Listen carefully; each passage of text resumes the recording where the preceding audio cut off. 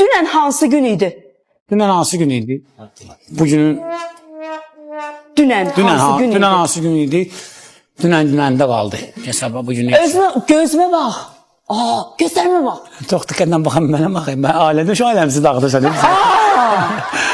Gözümün içinə bax. Baxdım gözümə. Özünü harda güvəndə hiss edirsən? Mən özümü hər tərəfdə.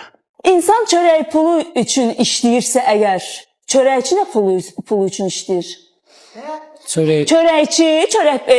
İnsan çörək pulu üçün işləyir. Bəli. Yaxşı, çörəkçi nə pulu üçün Ona görə işləyir? atalar deyiblər ki, çörəyi ver çörəkçiyə, beşini də üstəlik. Ən xarizmatik meyxanaçı kimdir? Xarizmatik meyxanaçı. Özüm hələ. Yanımda. Özümə nə olub? Özümə. Özümə nə olub be ya? Pəncərədən daş gəlsə kimin başına Mən daş dəysin? mənim amma hardan bir dənə daş gəlsin 100% mənim başıma düşürsə. Bax, indi bu dəqiqə gözünü gözümdən çəkmirsən və son sualıma cavab verirsən.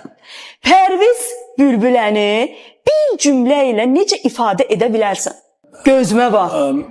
Ki bilim düz deyirsən yoxsa yox? Məndən danışır, bəlkə mənə bax. Pərviz Bülbülə mənim yəni ən sevdiyim meyxanaçılardan biridir və rəqibimdir.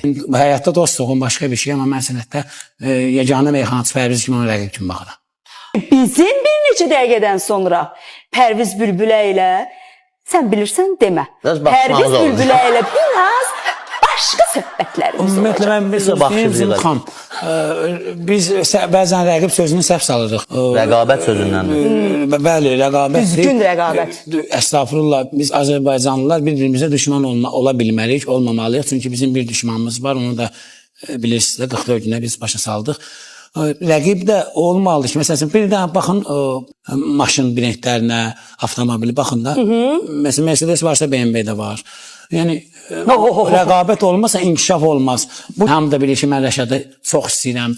Mən usta kimi də qəbul edirəm, dostum kimi də. Allah kömək olsun. Amma mən meyxana aləmdə Pərvizdən başqa heç bir rəqib tanımıram. Salam dəyərli izləyicilər. Bildiyiniz kimi Miray balamız 4 aydan çoxdur ki, müalicə alır. Artıq son prosedurlara gəlib çatmışıq, amma gücümüz çatmır. Çünki əlimizdə olan bütün imkanlardan istifadə eləmişik. Borclar getmişik, artıq borclar da tapa bilmirik. Çox çarəsiz durumdayıq. Cəmi 3600 manat pul lazımdır.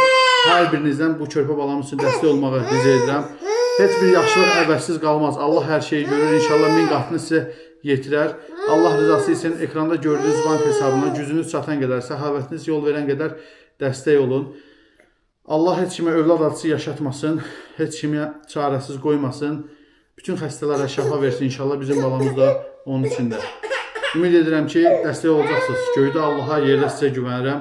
Dəstəyinizi əsirgəməyin.